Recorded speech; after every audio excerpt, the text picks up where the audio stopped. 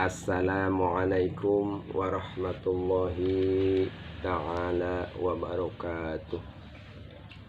Hadirin kaum muslimin wal muslimat dimana saja berada, mari kita sejenak meluangkan waktu untuk thalabul ilmi, karena thalabul ilmi ini sudah nyata diwajibkan oleh Allah subhanahu wa ta'ala.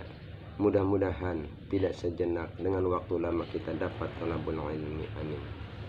Dalam hal ini Pak Ustadz akan menjelaskan tentang bagaimana tata caranya adus yang akan diambil dari kitab Taqribul Maqsad yang ada di halaman 7.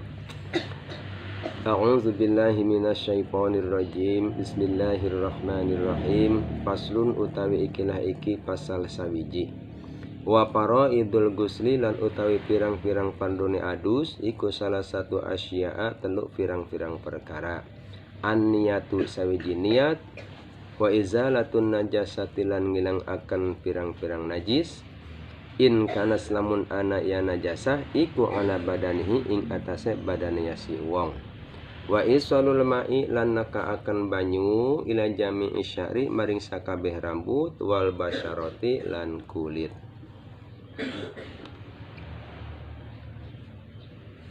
Wa sunanuhu lan utawi pirang-pirang sunate adus iku khamsatu asya'a 5 pirang-pirang perkara. Atas miatu sawiji maca bismillah, wal wudu'u lan wudu qoblahu sadurunge adus, wa imranul yadi lan ngaliwat akan tangan alal jasadi ing atase jasad, ing atase badan, wal muwalatu lan nuli-nuli, wa taqdimul yumna lan ngadingin akan kang tengen alal yusra ngeri akan ing atase kang kiwa. Singkat fardunya adus itu, berapa banyak fardunya adus itu, sekian banyak fardunya adus itu, atau berapa fardunya adus itu, salah satu asya hanya ada 3 saja menurut dalam kitab ini. Fardu itu sesuatu hal yang harus dilaksanakan di dalam mengerjakan sesuatu hal yang memang di situ sudah termasuk difardukan. Contoh di sini fardu adus. Maka ketika kita melaksanakan adus, wajib yang 3 perkara ini harus kita laksanakan. Di mana yang 3 itu? Yang pertama adalah an-niyatu, niat.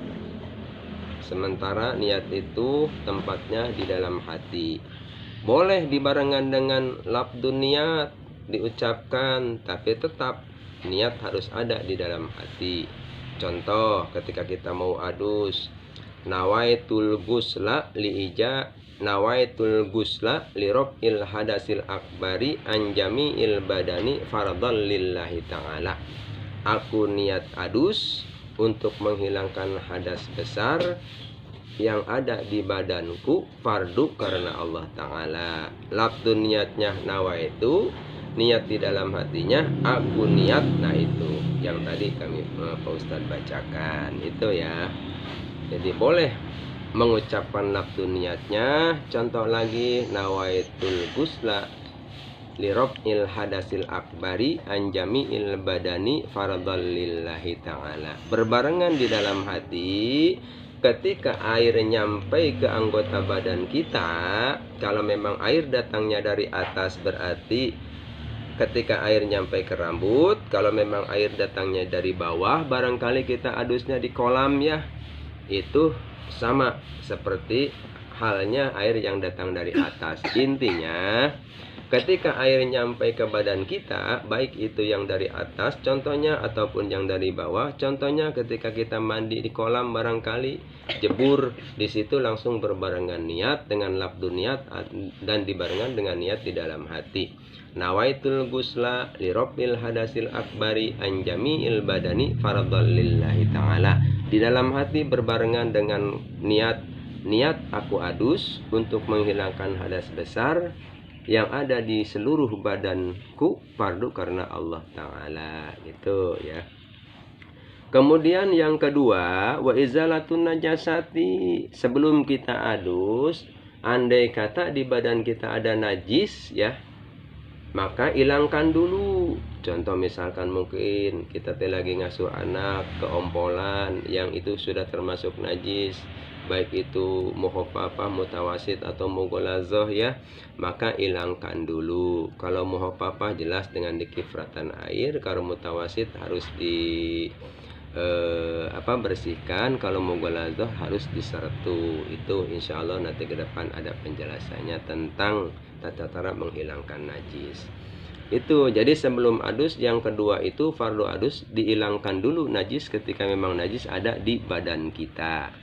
Yang ketiga, wa isolul ma'i ila jami'i syari wal basyarah, menyampaikan atau mengocorkan air, menyampaikan air ke seluruh anggota badan kita, baik itu yang namanya rambut maupun yang namanya kulit ya.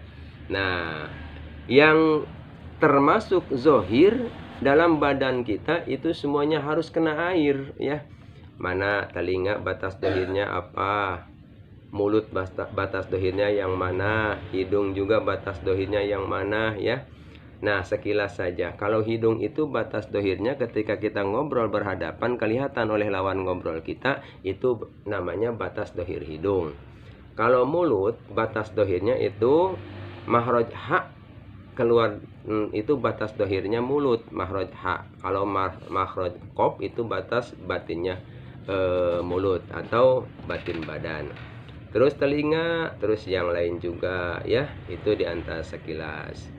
Itu jadi fardu wudhu itu singkat simpulnya ada 3. 1, harus niat. Kedua, harus menghilangkan dulu najis ketika memang najis ada di badan kita. Dan yang ketiga,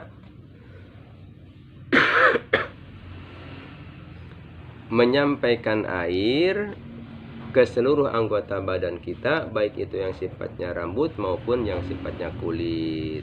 Nah, itu saja. Kemudian ditambah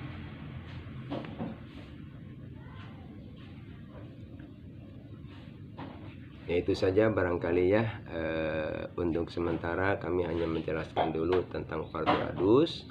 Simpul kata fardu adus ada 3. 1, niat. 2, menghilangkan najis dulu ketika memang najis ada di badan kita sebelum adus. Dan yang ketiga, menyampaikan atau